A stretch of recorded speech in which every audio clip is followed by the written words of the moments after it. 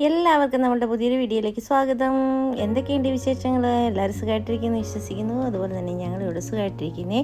അപ്പോൾ നമ്മൾ ഇന്നൊരു വെണ്ടയ്ക്ക കൊണ്ട് തീയിലാണ് ഉണ്ടാക്കാൻ പോകുന്നത്. അതിനായിട്ട് ഞാൻ തേങ്ങ ഇവിടെ വറുത്തുകൊണ്ടിരിക്കുകയാണ്. വീഡിയോ കണ്ടുകൊണ്ടിരിക്കുന്ന സമയത്ത് നിങ്ങൾക്ക് എൻ്റെ ചാനൽ ഇഷ്ടപ്പെടുകയാണെങ്കിൽ ഒന്ന് സബ്സ്ക്രൈബ് ചെയ്യാനും ലൈക്ക് ചെയ്യാനും ഷെയർ ചെയ്യാനും കമൻറ്റ് ചെയ്യാനും മറന്നു പോരുത്. അതുപോലെ തന്നെ സബ്സ്ക്രൈബ് ചെയ്ത് ആരെങ്കിലും കാണുന്നുണ്ട് പ്ലീസ് ഒന്ന് സബ്സ്ക്രൈബ് ചെയ്ത് സപ്പോർട്ടും കൂടെ ചെയ്തേക്കണേ.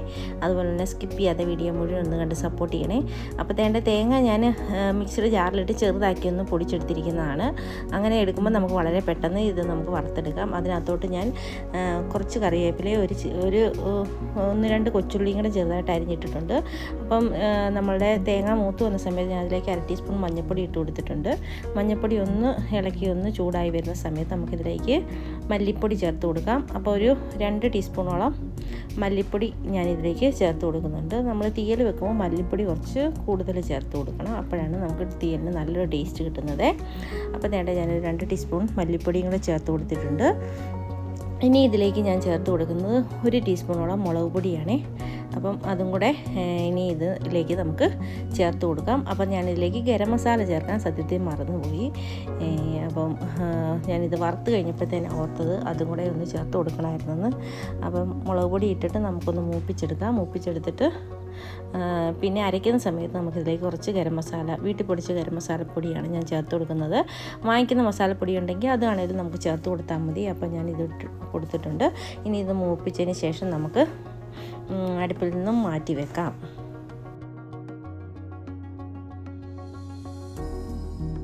അപ്പോൾ ഈ സമയം കൊണ്ട് നമ്മൾ വെണ്ടയ്ക്ക ഇവിടെ എടുത്ത് വെച്ചിട്ടുണ്ട്. ഇതൊരു പാക്കറ്റായിട്ട് വാങ്ങിക്കുന്നത് വെണ്ടയ്ക്കയാണ്. അപ്പോൾ അതൊന്ന് നമുക്ക് കഴുകിയെടുത്ത് ഒന്ന് അരിഞ്ഞെടുക്കാം. ഇവിടെ എല്ലാവർക്കും വെണ്ടയ്ക്ക തീയിൽ വെക്കുന്നതും അതുപോലെ തന്നെ വെണ്ടയ്ക്ക മപ്പാസ് വെക്കുന്നത് ഇഷ്ടമാണ്. അപ്പോൾ ഞാൻ ഓർത്ത് തീയിൽ വെക്കുവാണെങ്കിൽ നമുക്ക് വൈകിട്ടത്തേക്കിനും കൂടെ ആവുമല്ലോ എന്ന് വിചാരിച്ചാണ് തീയിൽ വെക്കുന്നത്. മപ്പാസൊക്കെ വെച്ചാൽ നമുക്ക് ഒരു നേരത്തേക്കിനെ കൂട്ടാൻ പറ്റത്തുള്ളൂ. അത് കഴിഞ്ഞ് തേങ്ങാപ്പാൽ ഒഴിക്കുന്നതുകൊണ്ട് അത് പെട്ടെന്ന് അഴുക്കായി പോവും. അപ്പോൾ ഞാൻ ഈ വെണ്ടയ്ക്ക ഒന്ന് കഴുകിയെടുത്തിട്ട് ചെറുതായിട്ട് ഇതേപോലെ ഒന്ന് അരിഞ്ഞെടുക്കുന്നുണ്ട്. അപ്പം നമ്മൾ തീയലൊക്കെ വെക്കാനായിട്ടും അതുപോലെ തന്നെ മപ്പാസ് വെക്കാനും ഇതേപോലെ അരിഞ്ഞെടുക്കുന്നതായിരിക്കും നല്ലത്.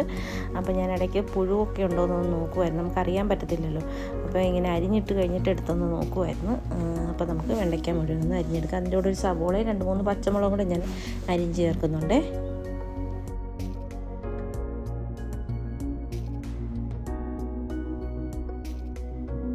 കഷ്ണങ്ങളൊക്കെ അരിഞ്ഞെടുത്തതിന് ശേഷം ഞാനിവിടെ ഒരു പാൻ അടുപ്പത്ത് വെച്ച് കൊടുത്തിട്ടുണ്ട്. അത് ചൂടായി വരുന്ന സമയം കൊണ്ട് നമുക്ക് വറുത്ത് വെച്ചിരിക്കുന്ന തേങ്ങയൊന്ന് അരച്ചെടുക്കണം. അപ്പോൾ അതിലേക്ക് ഞാനൊരു 1/2 ടീസ്പൂണോളം ഗരം മസാലപ്പൊടി ഇപ്പോഴാണ് ചേർത്ത് കൊടുക്കുന്നത്. അതും കൂടി ചേർത്ത് കൊടുത്തിട്ടാണ് അരച്ചെടുക്കുന്നത്. അപ്പോൾ അത് അരച്ചെടുക്കുന്ന സമയം കൊണ്ട് നമ്മളുടെ പാത്രം നന്നായിട്ട് ചൂടായി വന്നിട്ടുണ്ട്. ഇനി ഇതിലേക്ക് നമുക്ക് ആവശ്യത്തിനുള്ള വെളിച്ചെണ്ണയാണ് ചേർത്ത് കൊടുക്കുന്നത്. അപ്പോൾ നമുക്ക് ഈ വെണ്ടയ്ക്ക ഒന്ന് വഴറ്റിയെടുക്കാനുള്ള വെളിച്ചെണ്ണ ഇപ്പോൾ ചേർത്ത് കൊടുത്താൽ മതി. അത് കഴിഞ്ഞിട്ട് പിന്നെ നമുക്ക് കടുക് താളിച്ചൊഴിക്കാം.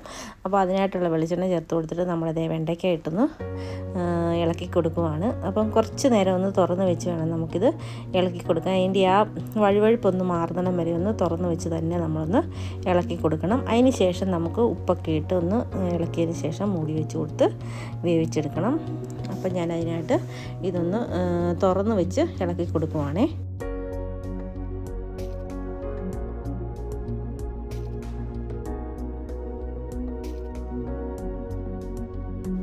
അതിന് ശേഷം ഞാൻ അതിലേക്ക് ആവശ്യത്തിനുള്ള ഉപ്പും കൂടി ഇട്ട് കൊടുക്കുന്നുണ്ട്. ഉപ്പ് കൂടെ ഇട്ട് കൊടുത്തിട്ട് നന്നായിട്ടൊന്ന് മിക്സ് ചെയ്തിട്ട് നമുക്കിതൊന്ന് മൂടി വെച്ച് ഒരു 10-15 മിനിറ്റോളം ഒന്ന് മൂടി വെച്ച് വേവിച്ചെടുക്കണം. അതിന് ശേഷം ഞാൻ തുറന്ന് നോക്കിയപ്പം നമ്മുടെ വെണ്ടയ്ക്കൊക്കെ നന്നായിട്ട് വന്നിട്ടുണ്ട്. അതിൻ്റെ വഴുവഴുപ്പൊക്കെ മാറി വന്നിട്ടുണ്ട്.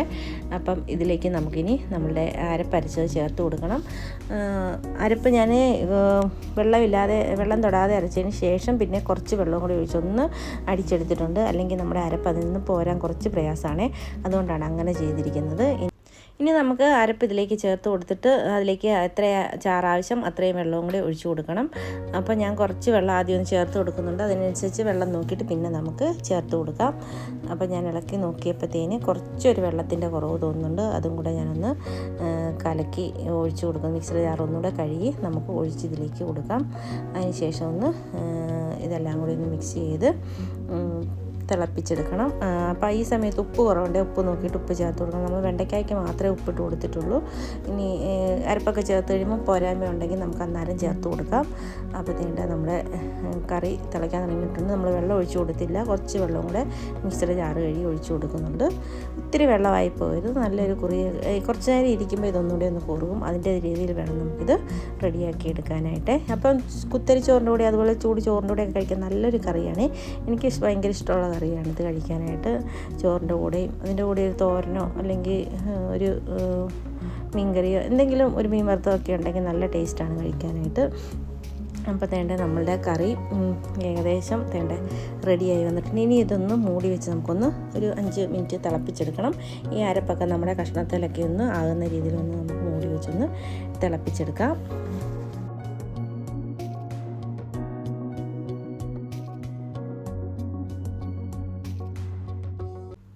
ഇപ്പം നമ്മുടെ കറി ഒന്ന് മൂടി വെച്ച് കൊടുത്തു. ഒരു 5 മിനിറ്റിന് ശേഷം തേണ്ട തുറന്ന് നോക്കി നമ്മുടെ കറി നന്നായിട്ട് തിളച്ച് വന്നിട്ടുണ്ട്. ഈ സമയത്ത് ഞാൻ ഇതിലേക്കുള്ള കടുകൊക്കെ വറുത്തെടുത്തിട്ടുണ്ട്. തിളച്ച് വരുന്ന സമയത്ത് കടുകൊക്കെ വറുത്തിട്ടുണ്ട്. കടുകും ഉണക്കമുളകും കറിവേപ്പിലയും മാത്രം ഇട്ടാണ് കടുക് വറുത്തിരിക്കുന്നത്. കുറച്ച് എണ്ണ ഒഴിച്ചിട്ടാണ് ഇത് ചെയ്തിരിക്കുന്നത്. ഓൾറെഡി ഇതിനകത്ത് എണ്ണയുണ്ട്, അതുകൊണ്ട് കുറച്ച് എണ്ണ ഒഴിച്ചാൽ മതി. അപ്പം നമ്മളുടെ ടേസ്റ്റുള്ള വെണ്ടയ്ക്ക തീയൽ ഇവിടെ റെഡി ആയിട്ടുണ്ട്. ചോറിൻ്റെ കൂടെ കഴിക്കാൻ നല്ല കറിയാണ്. എല്ലാവരും ഇതുപോലെ ഉണ്ടാക്കി നോക്കാത്തവർ തീർച്ചയായിട്ടും ഒന്ന് ഉണ്ടാക്കി നോക്കണം. ഇഷ്ടപ്പെടുകയാണെങ്കിൽ വീഡിയോ ഒന്ന് ലൈക്ക് ചെയ്യാനും സപ്പോർട്ട് ചെയ്യാനും മറക്കരുത്. അപ്പോൾ ഇതുപോലുള്ള ചെറിയ ചെറിയ കുക്കിംഗ് വീഡിയോസും ചെറിയ ചെറിയ വ്ളോഗ്സും ഒക്കെ ആയിട്ട് വരുന്നവരെ എല്ലാവർക്കും താങ്ക് യു.